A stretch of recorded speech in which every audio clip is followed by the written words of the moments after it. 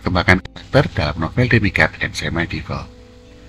Dari berbagai karakter utama yang diceritakan dalam novel Demigod and Semi-Devil, masing-masing karakter mengalami perkembangan, tidak hanya dalam hal kemampuan ilmu silat, tapi juga dalam karakter, status, dan sebagainya.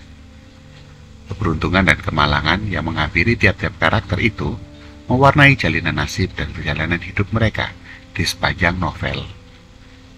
Berikut perubahan yang terjadi pada diri beberapa karakter utama di novel Demigod and Semi-Devil.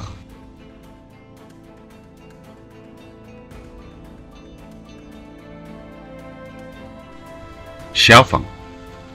Perubahan paling besar yang terjadi pada diri Xiaofeng adalah ketika dia mengetahui kalau dia adalah seorang keturunan suku Khitan yang menjadi musuh dari suku Han yang menguasai daratan tengah dengan dinasti Song-nya.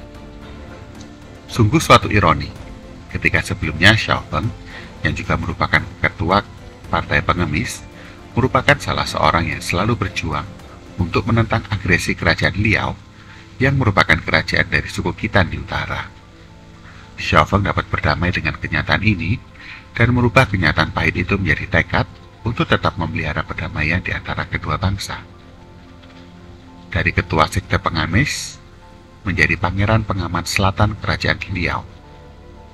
Perubahan status dari pemimpin partai persilatan terbesar menjadi pemimpin dari ribuan tentara. Perjalanan hidup karakter ini sesungguhnya dipenuhi lebih banyak kemalangan daripada keberuntungan. Salah satu kebahagiaan yang sempat dia rasakan adalah ketika bertemu dengan tambatan hatinya, yaitu Acuk, yang sayangnya harus berakhir dengan tragedi.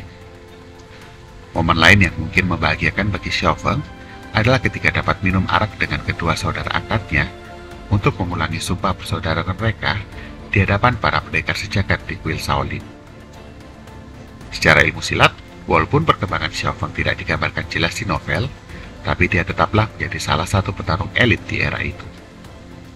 Secara nama besar, Xiaofeng akan tetap dikenang sebagai pendekar hebat dan ksatria sejati. Namanya akan semakin harum karena pengorbanannya untuk menjaga perdamaian antara Song dan Liao. Dari seorang prajurit menjadi seseorang yang menjaga perdamaian.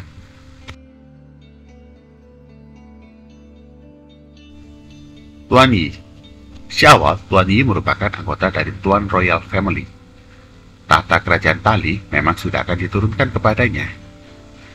Dengan lika-liku kehidupan, Tuan Yi tetaplah pewaris tahta yang sah dari kerajaan Tali, walaupun Tuan Qingchun bukanlah ayah kandungnya. Raja Tali saat itu sekaligus sang paman, Tuan Zhenmi, mungkin malah merasa lega, karena tahta kerajaan Tali telah kembali ke pewaris yang sah. Dalam hal ilmu silat, Tuan Yi yang secara prinsip tidaklah menyukai ilmu silat dan menolak untuk belajar, malah mendapatkan ilmu silat tingkat tinggi. Keberuntungan yang diidam-idamkan oleh hampir setiap orang di dunia persilatan. Tanpa keberuntungan ini, Tuan Yi tetaplah merupakan bagian dari Tuan Powerhouse yang terkenal dengan It Yang Finger sebagai ilmu andalannya. Walaupun tidak akan menjadi pendekar terhebat, Tuan Yi rasanya tetap akan menjadi pendekar kelas elit dengan warisan It Yang Finger keluarganya itu. Ada keberuntungan, ada kemalangan. Tuan Yi kehilangan ayah dan ibunya secara hampir bersamaan, dan rahasia masa lalu yang kelam dari ayah dan ibunya membuat jati diri dari ayah kandungnya terungkap. Kemalangan juga bisa menjadi keberuntungan, karena Tuan Yi dapat mempersunting para wanita yang sebelumnya merupakan adik-adiknya, termasuk Dewi Impian Wang Yuyan. Perkembangan karakter seorang Tuan Yi diperlihatkan di edisi ketiga Demigod and Semi-Devil, di mana dia sadar kalau Wang Yuyan hanyalah obsesi, bukan cinta sesungguhnya. Dia kembali ke wanita-wanita yang memang mencintainya dan menghancurkan patung Dewi sebagai pertanda kalau Tuan Yi berhasil memutuskan obsesi yang menghantuinya. Suju.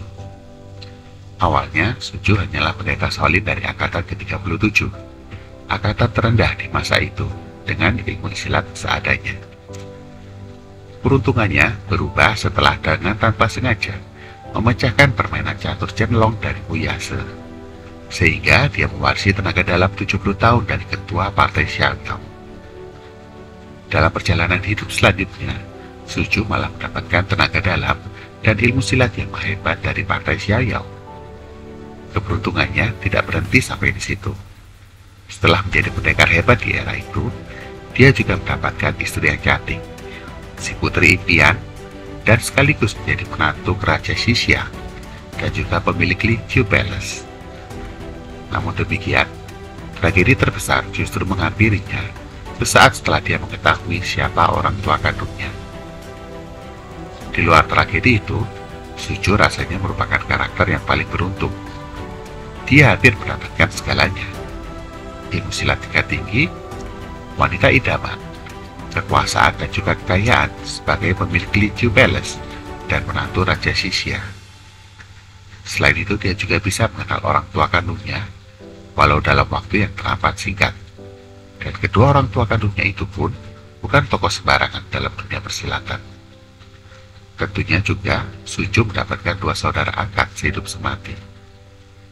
Dalam seperempat akhir kisah Demigod and Semi-Devil, karakter Suju juga meningkat dari seorang pendeta yang polos menjadi seorang pemimpin. Kemampuannya pun tidak sekedar pada ilmu silat, tapi juga menguasai ilmu pengobatan tingkat tinggi. Xiaofeng juga sangat mempercayai adik keduanya itu, sehingga menitipkan dua ilmu pusaka dari partai pengemis kepada Suju. Perkembangan karakter yang paling luar biasa dari seorang Suju adalah kerelaannya untuk menerima kenyataan kalau dia tidak bisa lagi menjadi seorang pendeta Shaolin. Karena itu, partai Xiaoyao mendapatkan seorang pemimpin. Setelah Xiaoyao Se dan Buya Se, dialah pemimpin selanjutnya. Suju berubah dari seorang biksu biasa menjadi ketua perguruan besar dengan ilmu dahsyat.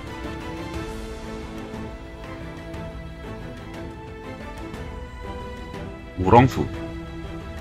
Ini merupakan salah satu karakter di novel yang bukannya mengalami penaikan, tapi mengalami penurunan. Dan penurunannya justru sangat drastis.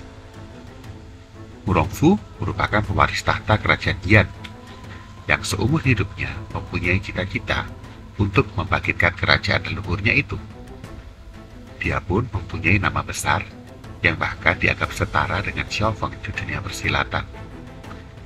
Dikarenakan ambisinya yang terlalu besar, dia malah mengalami banyak kemalangan dan kegagalan dalam hidupnya.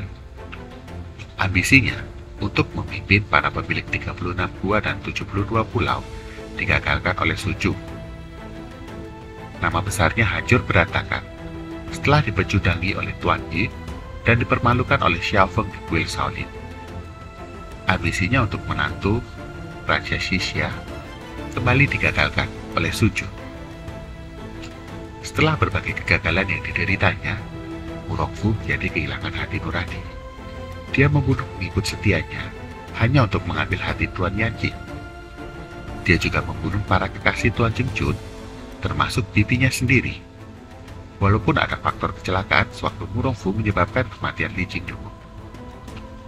Keinginan untuk mendompleng Tuan Yanjing untuk mendapatkan tahta kerajaan Tali digagalkan oleh Tuan Yu, dan hasil yang didapat malah ilmu silatnya turun drastis setelah dilukai oleh Tuan Yu. Keberuntungan seorang Wurongfu adalah memiliki abi yang setia mendampinginya dan bisa mendapatkan kembali Wang Yuyan yang hampir meninggalkan dirinya. Akhir dari karakter yang tersohor dengan julukan Wurong Selatan ini begitu tragis. Karena ambisi yang tak kunjung kesampaian membuatnya menjadi kehilangan kewarasan. Hukuman yang sesungguhnya lebih berat dari harus kehilangan nyawa di suatu pertarungan.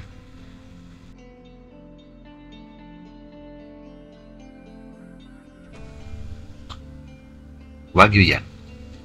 Nona serba tahu ini tergila-gila dengan sepupunya Wurongfu, satu-satunya pria yang dia kenal dari sejak kecil sampai masa remajanya.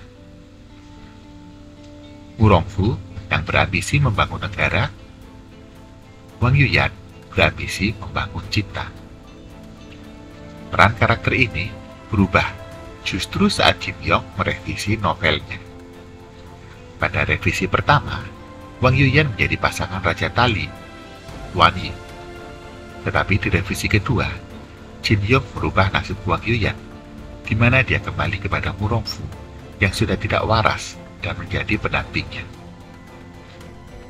Peran yang membuatnya di sepanjang kisah novel ini hanya seperti sebuah vas pajangan. Perjalanan peran bagai kunang-kunang yang sempat bersinar di malam hari, tapi kemudian menghilang tanpa bekas begitu saja saat fajar menjelang.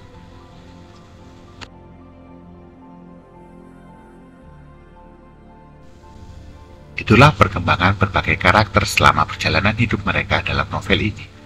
Novel yang sangat fenomenal. Jangan lupa untuk klik like dan subscribe. Sampai jumpa di video berikutnya.